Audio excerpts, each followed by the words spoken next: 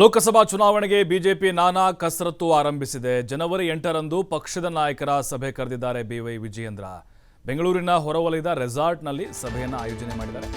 ರಾಜ್ಯ ಉಸ್ತುವಾರಿ ಅರುಣ್ ಸಿಂಗ್ ಸೇರಿ ಪ್ರಮುಖರು ಉಪಸ್ಥಿತಿಯಲ್ಲಿದ್ದಾರೆ. ಚುನಾವಣೆ ತಯಾರಿ, ಮೈತ್ರಿ, ಸೀಟು ಹಂಚಿಕೆ ಕುರಿತು ಚರ್ಚೆ ನಡೆಯುತ್ತೆ. ಸೋಮವಾರದ ಸಭೆಯಲ್ಲಿ ಪಕ್ಷ ಸಂಘಟನೆ ಬಗ್ಗೆ ಕೂಡ ಚರ್ಚೆ ಆಗಲಿದೆ. ವಿಜೇಂದ್ರ ಅವರು ಕೂಡ ಬಹಳ ಆಕ್ಟಿವ್ ಆಗಿ ಸಂಘಟನೆ ಮಾಡ್ತಾ ಇದ್ದಾರೆ. ರಾಜ್ಯಾಧ್ಯಕ್ಷರಾದ ಮೇಲೆ ಈಗ ತಮ್ಮದೇ ಆದಂಥ ಕೆಲವೊಂದಿಷ್ಟು ತಂತ್ರಗಾರಿಕೆಗಳನ್ನು ಹೆಣಿತಾ ಇದ್ದಾರೆ. ಲೋಕಸಭೆ ಚುನಾವಣೆ ಈಗ ಅವರು ಟಾರ್ಗೆಟ್ 20ಕ್ಕಿಂತ ಹೆಚ್ಚು ಸ್ಥಾನ ಗೆಲ್ಲುವಂಥ ಗುರಿ ಇಟ್ಕೊಂಡಿದ್ದಾರೆ. ಅವರು JDS ಜೊತೆ ಮೈತ್ರಿ ಮಾಡಿಕೊಂಡಿದ್ದಾರೆ. ಆಲ್ರೆಡಿ ಕೂಡ 8ಕ್ಕೆ ಒಂದು ಸಭೆ ಕರೆದಿದ್ದಾರೆ ರೆಸಾರ್ಟ್ನಲ್ಲಿ. ಅರುಣ್ ಸಿಂಗ್ ಕೂಡ ಇದರಲ್ಲಿ ಇರ್ತಾರೆ. ಚುನಾವಣೆ ತಯಾರಿ, ಮೈತ್ರಿ, ಸೀಟು ಹಂಚಿಕೆ ಕುರಿತು ಚರ್ಚೆ ಆಗುತ್ತೆ. ಸೋಮವಾರದ ಸಭೆಯಲ್ಲಿ ಪಕ್ಷ ಸಂಘಟನೆ ಬಗ್ಗೆ ಕೂಡ ಚರ್ಚೆ ಆಗಲಿದೆ.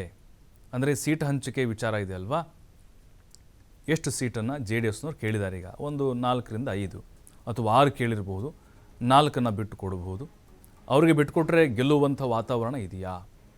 BJP ಯಾವ ಸ್ಥಾನಗಳಲ್ಲಿ ಸ್ಪರ್ಧೆನ ಮಾಡಬೇಕು ಅಂದರೆ ಉಳಿದಂಥ ಎಲ್ಲ ಕ್ಷೇತ್ರಗಳಲ್ಲೂ ಕೂಡ ಇವರು ಅಭ್ಯರ್ಥಿಗಳನ್ನು ಹಾಕಿದರು ಕಳೆದ ಬಾರಿ 28ರಲ್ಲೂ ಕೂಡ, ಮಂಡ್ಯ ಒಂದು ಹೊರತುಪಡಿಸಿ. ಆದರೆ ಈಗ ಚುನಾವಣೆ ತಯಾರಿ ಹೆಂಗಿರಬೇಕು, ಯಾವ ಮಾನದಂಡಗಳನ್ನು ತೆಗೆದುಕೊಳ್ಬೇಕು ಮತ್ತು ಮೈತ್ರಿ ಒಗ್ಗಟ್ಟು, ಯಾಕೆಂದರೆ ಅಸಮಾಧಾನಗಳಿದ್ದಾವೆ. JDS ನಾಯಕರಲ್ಲೂ ಕೂಡ ಇದ್ದಾವೆ. ಸ್ಥಳೀಯ BJP ನಾಯಕರು ಕೂಡ ಒಗ್ಗಟ್ಟಿಗೆ ಹೋಗಲ್ಲ ಅಂತ ಹೇಳ್ತಿದ್ದಾರೆ. ಹೀಗಾಗಿ ಪ್ರಚಾರಕ್ಕೆ ತೊಂದರೆ ಆಗ್ಬೋದು. ಅದೆಲ್ಲವನ್ನು ಕೂಡ ಇವರು ಹ್ಯಾಂಡಲ್ ಮಾಡಬೇಕಾಗಿದೆ. ಮತ್ತಷ್ಟು ಮಾಹಿತಿ ರಾಕೇಶ್ ನೀಡ್ತಾರೆ. ರಾಕೇಶ್, ರಾಜ್ಯಾಧ್ಯಕ್ಷರಾದ ಮೇಲೆ ವಿಜೇಂದ್ರ ಬಹಳ ಆಕ್ಟಿವ್ ಆಗಿ ಓಡಾಡ್ತಿದ್ದಾರೆ, ಸಂಘಟನೆ ಮಾಡ್ತಿದ್ದಾರೆ. ಈಗ 8ಕ್ಕೆ ನಡೆಯುವಂತಹ ಸಭೆ ಎಷ್ಟು ಮಹತ್ವ ಪಡೆದುಕೊಂಡಿದೆ? ಈಗ ಟಿಕೆಟ್ ಫೈನಲ್ಲು, ಅದರ ಜೊತೆಗೆ ಸೀಟು ಹಂಚಿಕೆ, ಇದೇ ವಿಚಾರಗಳು ಚರ್ಚೆಯಾಗಿ ಮತ್ತೆ ಅದು ಅಂತಿಮವಾಗಿ ಮುದ್ರೆ ಸಿಗ್ಬೋದಾ ಡೆಲ್ಲಿಲಿ ಅಂತ?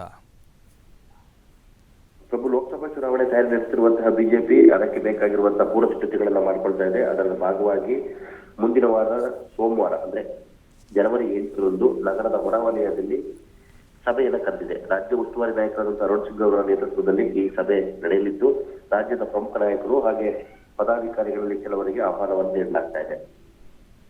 ಲೋಕಸಭಾ ಚುನಾವಣೆಗೆ ತಯಾರಿಯ ಸಲುವಾಗಿ ಈಗಾಗಲೇ ಮೈತ್ರಿ ಪಕ್ಷದ ಜೊತೆ ಹೊಂದಾಣಿಕೆ ಮಾಡಿಕೊಂಡಿರುವಂತಹ BJP JDSನ ಸೀಟು ಹಂಚಿಕೆಯ ಅಥವಾ ಕ್ಷೇತ್ರ ಬಿಟ್ಟುಕೊಡುವ ವಿಚಾರಕ್ಕೆ ಸಂಬಂಧಪಟ್ಟಾಗ ಆಗುವಂತಹ ಬದಲಾವಣೆಯ ಬಗ್ಗೆ ಇಲ್ಲಿ ಚರ್ಚೆ ನಡೆಸಲಿದೆ.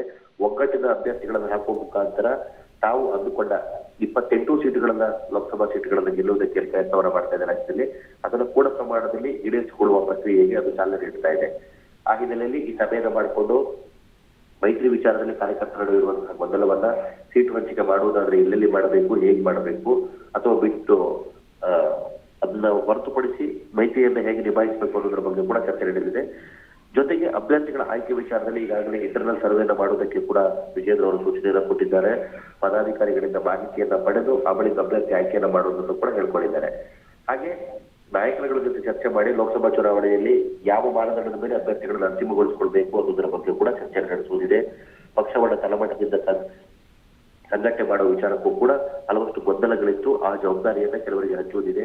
ಇತ್ತೀಚೆಗೆ ಪದಾಧಿಕಾರಿಗಳ ಹಾಗೆ ಸ್ಟ್ರಕ್ಚರಲ್ ಬಾಡಿಯನ್ನ ಅವರು ರಿಆರ್ಗನೈಸ್ ಮಾಡಿದ್ರು. ಅಲ್ಲಿರುವಂತವರಿಗೂ ಕೂಡ ಜವಾಬ್ದಾರಿ ಹಂಚಿಕೆಯನ್ನು ಮಾಡುವಂತದ್ದು ಇದೆ. ಹೀಗಾಗಿ ಈ ಎಲ್ಲ ವಿಚಾರಗಳ ಬಗ್ಗೆ ಸಭೆಯಲ್ಲಿ ಚರ್ಚೆ ನಡೆಯಲಿದ್ದು, ರಾಜ್ಯ ಉಸ್ತುವಾರಿ ನಾಯಕರುಗಳು ಒಂದಷ್ಟು ಮಾರ್ಗದರ್ಶನವನ್ನು ಮಾಡಿ ಚುನಾವಣಾ ಕಾರ್ಯತಂತ್ರಗಳನ್ನು ರೂಪಿಸುವುದರ ಬಗ್ಗೆ ಕೂಡ ಸಭೆಯಲ್ಲಿ ಚರ್ಚೆ ನಡೆಸಲಿದ್ದಾರೆ. ಥ್ಯಾಂಕ್ ಯು ರಾಕೇಶ್ ಮಾಹಿತಿಗಾಗಿ.